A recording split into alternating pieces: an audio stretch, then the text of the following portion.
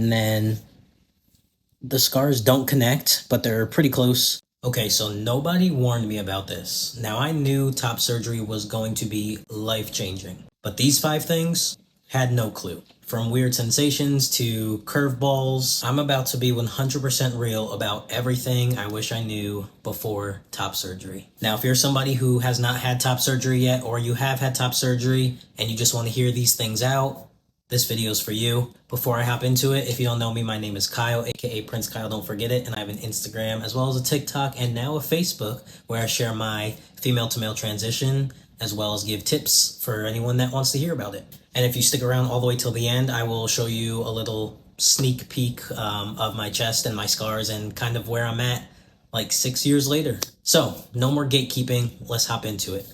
Number 1, back pain. Now, my back killed me compared to my chest.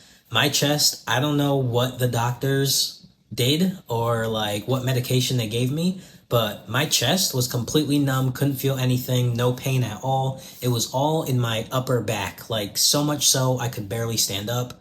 And I mean, for me, it was a little more difficult than it really had to be because I opted out of any medication outside of getting the initial surgery. I did get medicated, obviously, during surgery, so that lasted for a few days afterwards, but any prescriptions that I was sent home with, I opted out. I did not want to get on any pain meds because I know some people can get addicted to that stuff, and I just didn't want to take any chances. So I stuck it out like a trooper, and yeah, I just died slowly because it was extremely painful. Back pain, it lasted for honestly a good month, and I couldn't stand up straight. I'm thinking that the pain was mostly because I couldn't stand up straight because I was hunched over. And I think that just made it very achy over time. And then just, I don't know, I did just have surgery. So it just naturally felt like I got hit by a truck. That's the best way I can explain it. Number 2, it took me about 4 years before I had about 95% of my chest sensation back. For the first 4 years after top surgery, doing this, I couldn't feel it. If someone else were to do this to me, I wouldn't even know they were touching me. And now, during my consultation before surgery, the doctors did let me know, hey, you may never get sensation back around your nipples and things like that. But I had no feeling all over, like the whole thing. And typically that's normal for the first few months. You just had surgery, it's very numb.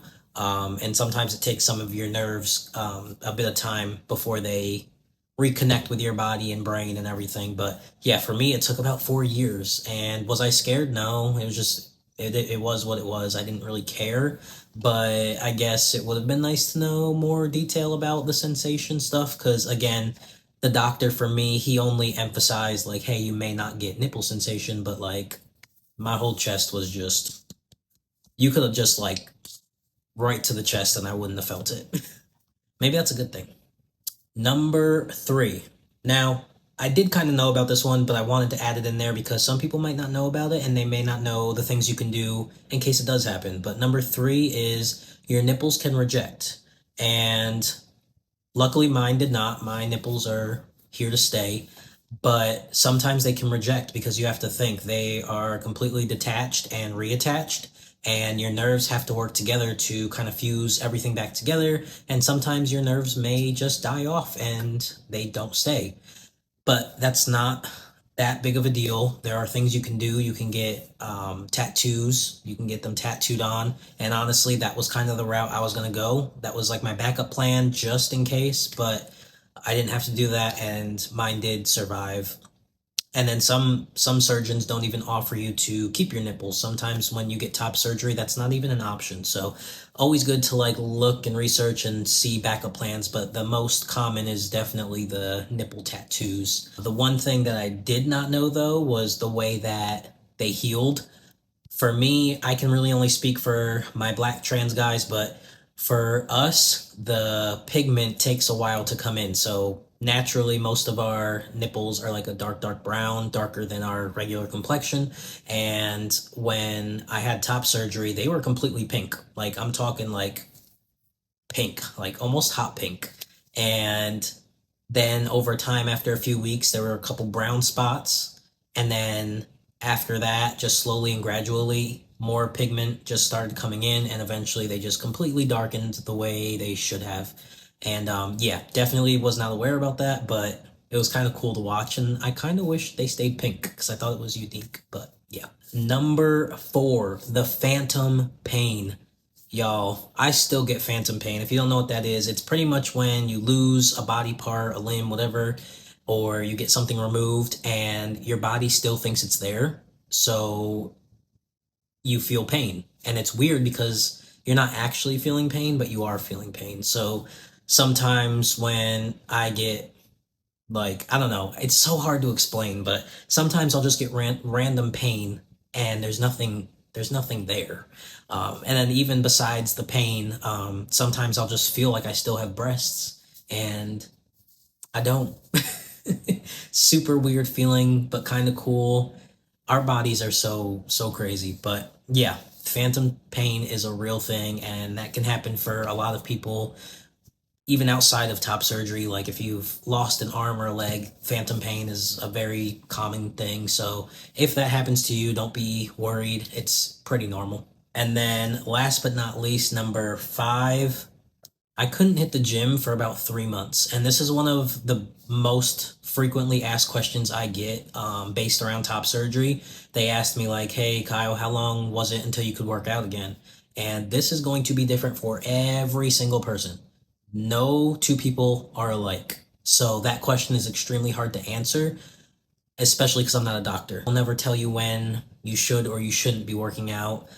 Listen to your body for one, and whatever your surgeon tells you, go off of that. But for me, yeah, it took me about 3 months because I couldn't raise my arms in the air like this for a long time. I couldn't drive for about a month, and some of it was my own discretion, just knowing that I wanted to heal as much as possible so that I had limited scars. Because right after top surgery, if you were crazy enough to start doing all this 2 days post-op, your scars may stretch a lot. And sometimes you can't help it. Sometimes your scars will just naturally stretch. But if you take care of yourself and you don't rush trying to do things, you will limit your scarring.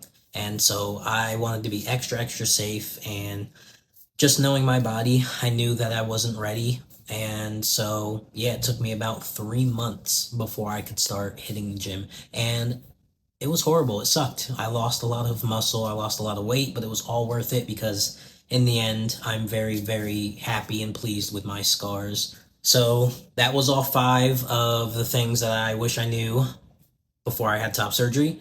If you have already had top surgery, let me know down in the comments if any of these shocked you or if you dealt with any of these. I would love to hear about it. Or let me know if your experience was completely different, because it could have been. And if you're preparing for top surgery, drop a comment down below on any more questions you may have, because I could do my best to answer. And other people who may have had top surgery are also welcome to chime into that conversation. Don't forget to like, comment, and subscribe for more relatable content, and share it with somebody who may need it, because I know if I needed it and I wish I had it back then, definitely would have loved it. So yeah, now I guess I'll show you my top surgery scars. Now, when did I have top surgery? It's been so long. I want to say I had top surgery in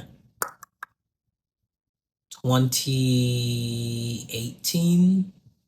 I don't really know. I'll leave it down below once I do the math, but for now, I'll show you my top surgery. Scars.